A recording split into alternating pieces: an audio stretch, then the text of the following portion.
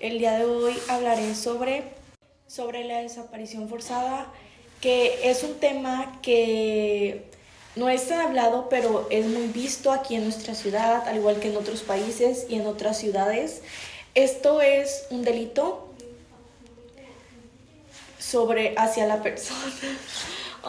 También hablaré sobre qué es la desaparición forzada, lo cual es una estrategia para difundir el terror hacia nosotros los ciudadanos, para que nos sintamos para que nos sintamos con la preocupación y el temor de salir a la calle, lo cual sería la sensación de sentirnos inseguros en nuestra ciudad. Pero lo que es el arresto, la detención o el secuestro hacia una persona que lo mandan los agentes del Estado por lo mismo, para sentirnos inseguros. También lo que es la negación de las autoridades o de gente de un nivel más alto que está metido en gente que está metida en el Estado y así. Como lo comenté en un principio, este es un tema que no solo es en nuestra ciudad, sino que es en otros países, estados, ciudades. Es muy triste para esas personas para esos familiares, no poder hacer nada por culpa de gente de nivel más alto que está influenciando sobre ese tema, sobre esa persona, de robarla de su libertad. Imagínense para esas personas que no son capaces o no tienen el nivel suficiente para poder ayudar a sus familiares que están en prisión o secuestradas por culpa de esta gente, solo porque esa gente quiere. Es un tema muy fuerte, muy triste, muy decepcionante para nosotros los ciudadanos, que por culpa de esas personas nosotras debamos o vivamos con ese miedo, con esa inseguridad. Hola, yo soy Renata y yo les voy a hablar del tema de causas de la desaparición forzada. En México, la desaparición forzada es una grave violación a los derechos humanos que afectan a miles de personas. Yo les voy a dar les voy a explicar cuatro causas de la desaparición forzada. El número uno, tenemos la impunidad.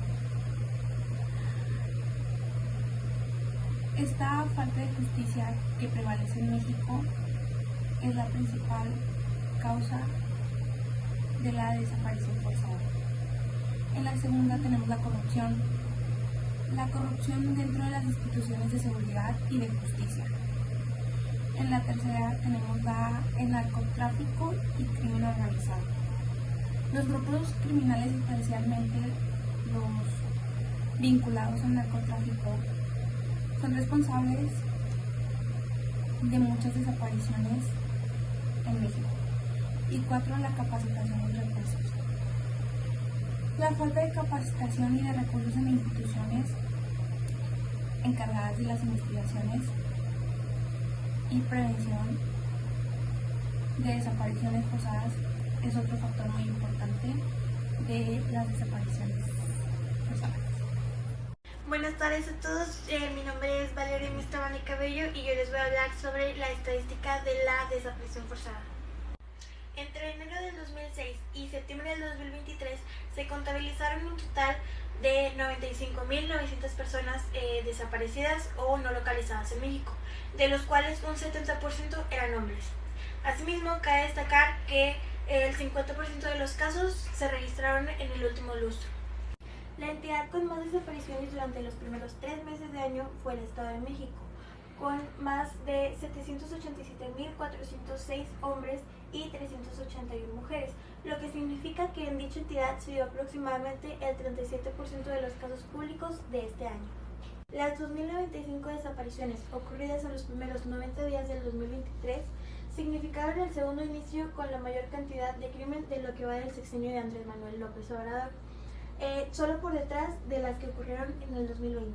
De este lado tenemos una gráfica con las desapariciones, que va del 2006 al 2023.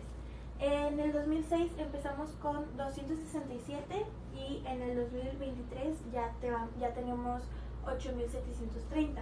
Como podemos ver, el año 2020 fue el año con más desapariciones, que tenemos un total de 9.225. Actualmente, el 42% de las desapariciones registradas oficialmente se concentran en los 6 estados de la frontera con Estados Unidos. Entidades donde hay una gran disputa territorial por parte de los cárteles de la droga. Además de ocupar un lugar estratégico para el trasiego, el Triángulo Dorado, que se ubica en la frontera de los estados de Chihuahua, Sonora y Sinaloa. Es ideal para el cultivo de enervantes. De este lado tenemos una tablita con las entidades federativas con las tasas más altas de desaparición registrada. En primer lugar tenemos a Tamaulipas, en segundo Sinaloa, tercero Chihuahua, cuarto Coahuila, quinto Nuevo León con 2.560 casos, sexto Sonora, 7 Colima, 8 Guerrero y 9 Jalisco. La desaparición forzada lamentablemente no es un tema nuevo en nuestro país. Muchos de estos casos han cambiado la historia y la sociedad en México en el que vivimos. Sin duda, uno de los casos más conocidos es el de los 43 de Ayotzinapa, ocurrido durante la noche del 26 de septiembre de 2014, durante la gobernatura del expresidente Enrique Peña Nieto, donde ocurrió la desaparición forzada de 43 normalistas pertenecientes a la Escuela Normal Rural de Ayotzinapa. Este caso hoy en día sigue resonando debido a que aún no se tiene una respuesta certera por parte de las autoridades sobre el paradero de estos estudiantes.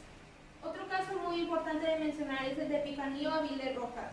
Este ocurrió en el año de 1969 y es el primer caso documentado como desaparición forzada en la historia de México. Caso del que aún después de más de 50 años aún no se tienen noticias sobre su paradero. Desgraciadamente, una de las principales razones por las que estos crímenes suelen ocurrir es debido a la propia negligencia o corrupción por parte de las autoridades de México. Y esto se puede ver reflejado en casos como el de Tierra Blanca, Rosendo Radilla Pacheco y el caso de Caldera, siendo estos solo algunos ejemplos de los miles y miles de casos de desaparición que ocurren al año en México.